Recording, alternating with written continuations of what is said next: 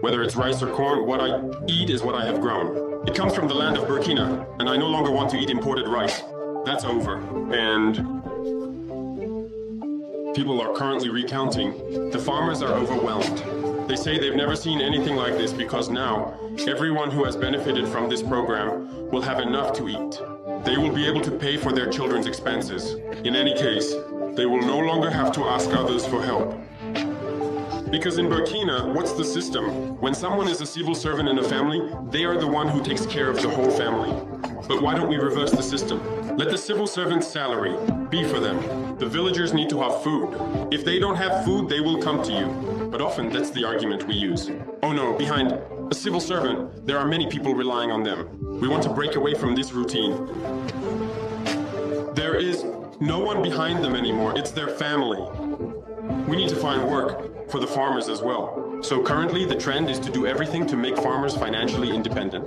The initiative gave a boost. We saw it, it was an experiment. The offensive is currently launched in the dry season campaign because the offensive was planned after the wet season, but we did everything to start the dry season campaign. Already it looks very promising.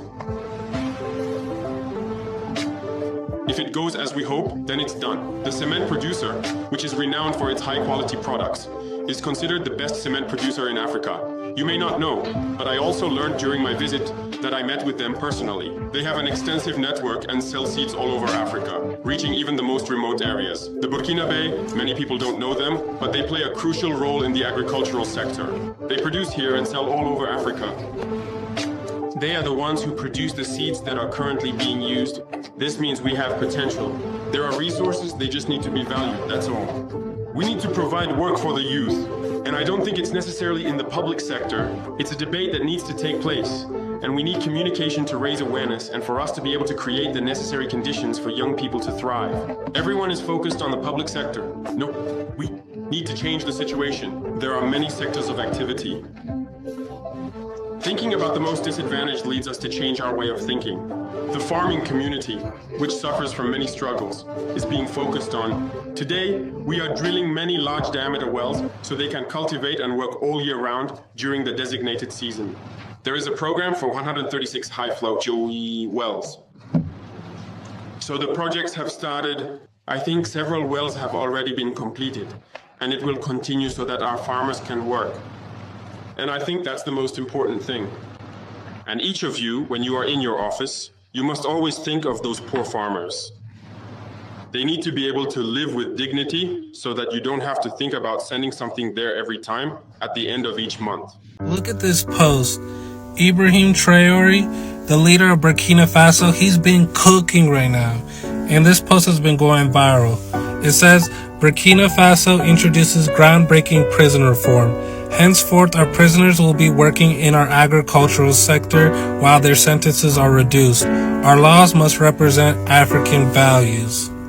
According to the new criminal law in Burkina Faso, prisoners and those awaiting sentences can work in agriculture, with a month of work equivalent to a 3-month reduction in sentence.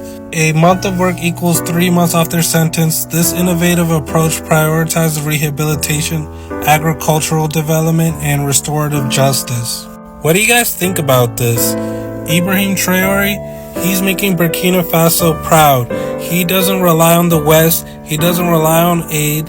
He believes in self-determination. And I think he's doing a great job. But let me know what you guys think. Comment below. While other African leaders are lamenting the loss of USAID funding, Burkina Faso is saying, no more. No more begging. No more dependency. We will feed ourselves. And look at the results. 50 tons of wheat harvested from just one location. Baporo Prison Center. And that is only the beginning. Prisoners harvesting wheat, potatoes, and bananas, smiling as they work. Some of them speak directly to the camera, said, "Before, I had no skills, no future. But here, I have learned to farm. I know that when I leave here, I will be able to support myself. We are not just growing food. We are growing our future. Our work feeds the nation. We are proud. This is leadership. This is governance." Captain Ibrahim Traore did not wait for handouts. No, he took charge. He saw that the prisons were full of young, able-bodied men, under 45.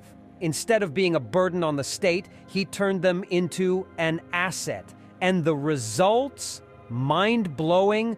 Burkina Faso is now on the path to total food sovereignty. While other nations are panicking over USAID withdrawal, Burkina Faso is exporting surplus food. This is how a leader prepares his nation for the future. Cut to Burkina Faso's Minister of Agriculture, Commander Ismail Sombi, inspecting the farmland, nodding with satisfaction. Minister Sombi, archival footage. This project is a testament to the vision of our president. With the right policies and determination, we can turn every resource, including our manpower, into productive assets for national development. We are proud to support this initiative, which will reduce food imports and strengthen our economy. Brothers and sisters, Burkina Faso is showing us the way.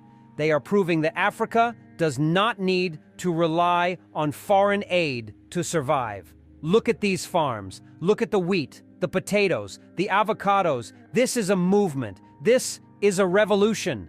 President Captain Ibrahim Traore has turned what was once a challenge into an opportunity. Other African leaders, where are you? Why are you not following this example? Why are your prisons still centers of waste when they could be centers of productivity? Why are you crying about USAID instead of mobilizing your own people to build your nations? Captain Ibrahim Traore has given you the blueprint. Follow it. Final scene. A drone shot of endless farmland cultivated by inmates with the Burkinabe flag waving in the background. This is only the beginning. Under President Captain Ibrahim Traore, Burkina Faso is rising. Food self-sufficiency is not just a goal. It is a reality. And for that, we say thank you, President Traore. Thank you for your vision. Thank you for your leadership. And to the rest of Africa, wake up. The time for dependency is over. Burkina Faso, no more foreign aid. The revolution is here. How Burkina Faso's president, Captain Ibrahim Traore, deployed prisoners to farms 8 months before U.S. President Donald Trump's USAID withdrawal. Baporo, promote food autonomy of Burkina Faso detention and correctional homes. Minister of State, Minister of Agriculture, Animal and Fisheries Resources. Commander Ismail Sombi and Minister of Justice, Human Rights, in charge of institutional relations.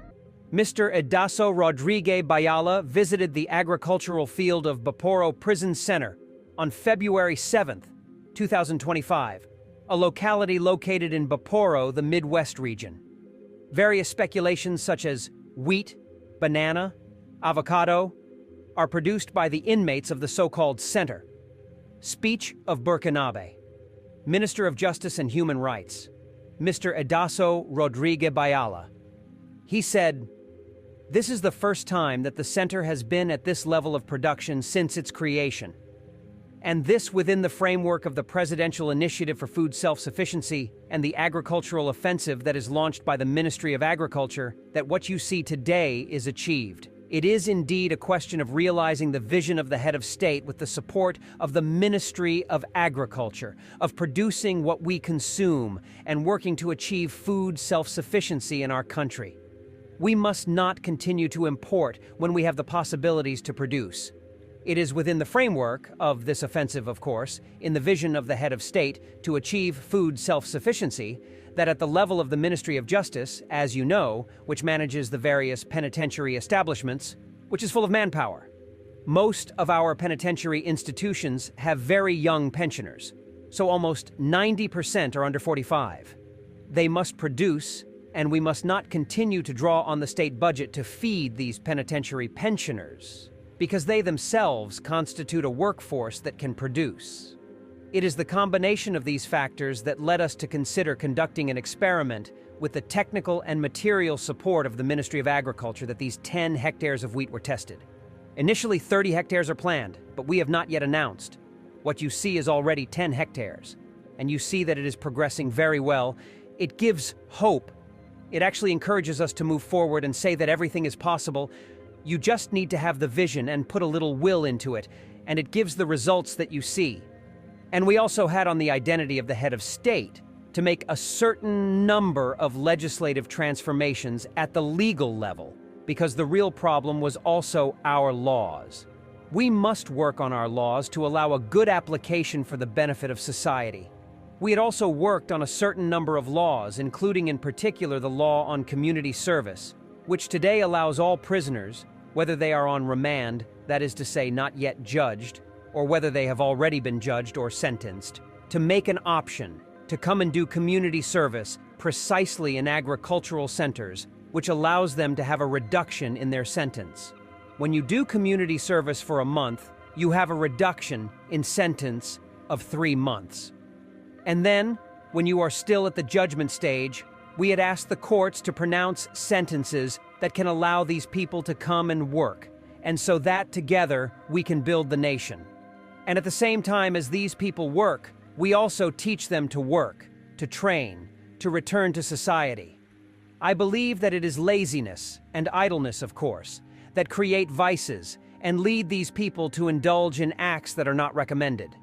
But when they come here, they will at the same time work and learn something, to forge themselves and have a sociability that will reach a level which will allow us at a given moment to judge them useful and able to return to society.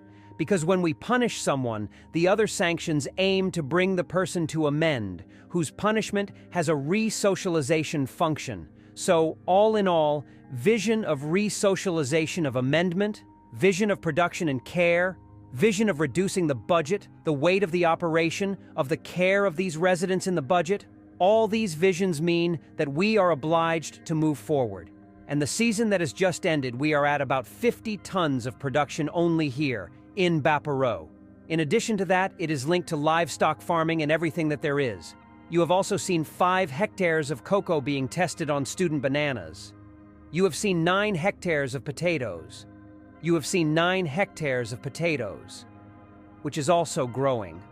All this is the first time that this has been done. It is with the support of the Ministry of Agriculture, whose Minister of State himself is here.